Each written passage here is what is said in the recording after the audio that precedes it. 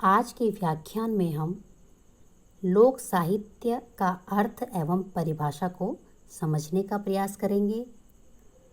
लोक शब्द का मूल अर्थ है देखने वाला, अर्थात लोक शब्द का प्रयोग उस संपूर्ण जन समुदाय से है जो इस कार्य को करता है। वेद एवं उपनिषदों में भी लोक शब्द का प्रयोग हुआ है।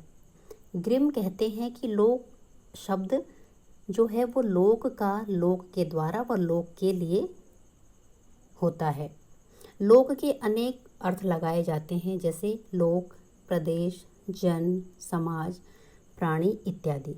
वर्तमान में इस शब्द का अर्थ ग्राम्य या जनपदीय समझा जाता है, किंतु डॉक्टर कृष्णदेव उपाध्याय के अनुसार जो लोग संस्कृत या परिष्कृत वर्ग से प्रभावित न होकर अपनी पुरातन स्थितियों में रहते हैं, वे लोक के अंतर्गत आते हैं। लोक शब्द का पर्याय हम ग्राम नहीं मान सकते, क्योंकि लोक शब्द तो ग्राम से अधिक व्यापक है। इसके अंतर्गत ग्राम अथवा नगर क्षेत्र होते हैं। कुछ लोग जन शब्द का प्रयोग करते हैं, किंतु डॉक्टर वासुदेव शरण अग्रवाल के अनुसार गांव के साहित्य सेवियों को मैं ग्रामीण न कहकर जनपदीय लेखक या जनपद लेखक कहना पसंद करूंगा। वे कहते हैं कि जनपद शब्द में संकीर्णता का बोध होता है, जबकि लोक शब्द में व्यापकता का आभास होता है। लोक साहित्य के उदय को समझने के लिए हमें लोकचित्त व लोक मानस को समझना बहुत ही आवश्यक है। एक पीढ़ी द्वारा अर्जित ज्ञान एवं अनुभव, संस्कार व परंपराओं को अपनी अगली पीढ़ी को प्रदान करना लोक साहित्य, लोक मानस की सहज व स्वाभाविक अभिव्यक्ति है, और मौखिक परंपरा के द्वारा ही यह पीढ़ी दर पीढ़ी आगे बढ़ती है। लोक का मानव जो भी कहता है और जो भी सुनता है वह उसी को समूह की वाणी बना देता है। साहित्य किसी भी लोक की संस्कृति का यथार्थ प्रतिबिंब होता है। यह किसी एक विशिष्ट व्यक्ति की रचना न होकर जन समूह की रचना होती है, जो लोक साहित्य के अंतर्गत आती है। राम नरेश त्रिपाठी जी के अनुसार जैसे कोई नदी किसी घोर अंधकारमयी गुफा में से बहकर आई हो और किसी को उसके उद्गम का पता नहीं।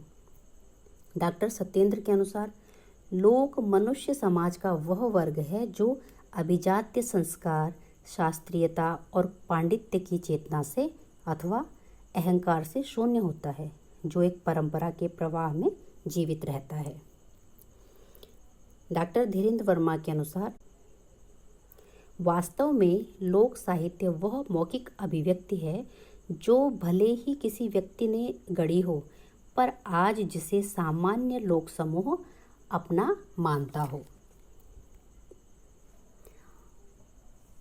अब हमने 2-3 जो परिभाषाएं पढ़ी या समझी, उसी के अनुसार कुछ बातें हमारे सामने आते हैं जो कि लोक साहित्य की विशेषता बताती हैं। जैसे लोक साहित्य मौखिक परंपरा से विकसित होता है और इसकी शैली अनलंकृत अर्थात अलंकार रहित, अर्थात उसमें यह आवश्यक नहीं कि अलंकार हों, तो इसकी शैली अनलंकृत होती है, अर्थात शास्त्रीय बंधन से मुक्त होती है।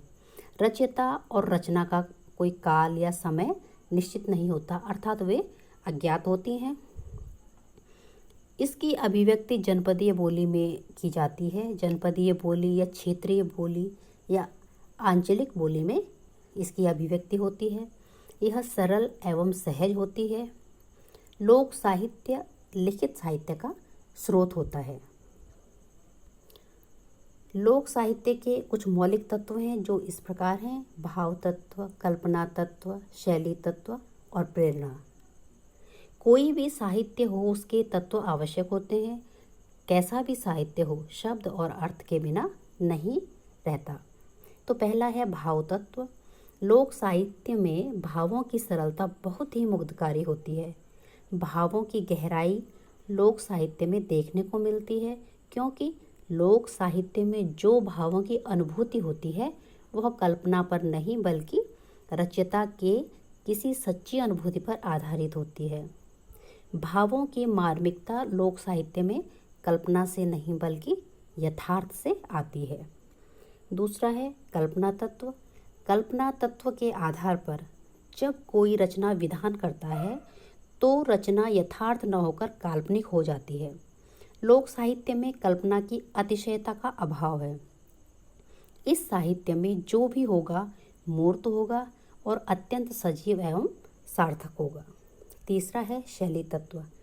इसके अंतर्गत कोई भी सृजक अपनी मनोगत सूक्ष्म भावों के रूप आकार देने में सहायक होता है, अर्थात अपनी सहज एवं स्वाभाविक शैली के कारण ही लोक साहित्य सरल भाषा के माध्यम से सहज अभिव्यक्ति करता है, जिससे उसमें मार्मिकता एवं हृदयग्राह्यता आ जाती है। और अंतिम है प्रेरणा। अब प्रश्न यह उठता है कि लोक साहित्य को रचने के लिए प्रेरणा कहाँ से मिलती है।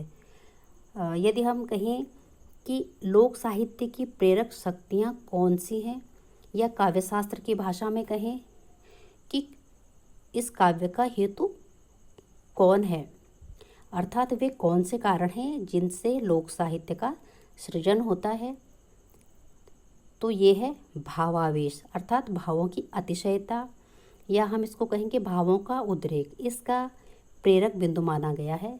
जन सामान्य की आशा, निराशा, हास, करुणा, अनुष्ठान, व्रत इत्यादि लोक साहित्य के सृजन की प्रेरणा देते हैं। हम कह सकते हैं कि लोक साहित्य की प्रेरणा लोक का मानव जीवन एवं उसके क्रियाकलाप हैं।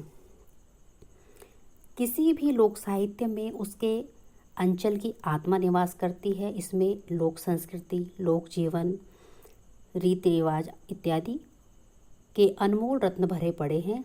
साधारण जनता जिन शब्दों में हंसती है, रोती है, खेलती है, वही लोक साहित्य के अंतर्गत आता है। इस प्रकार आज हमने लोक साहित्य के अर्थ, परिभाषा एवं मौलिक तत्वों को समझा।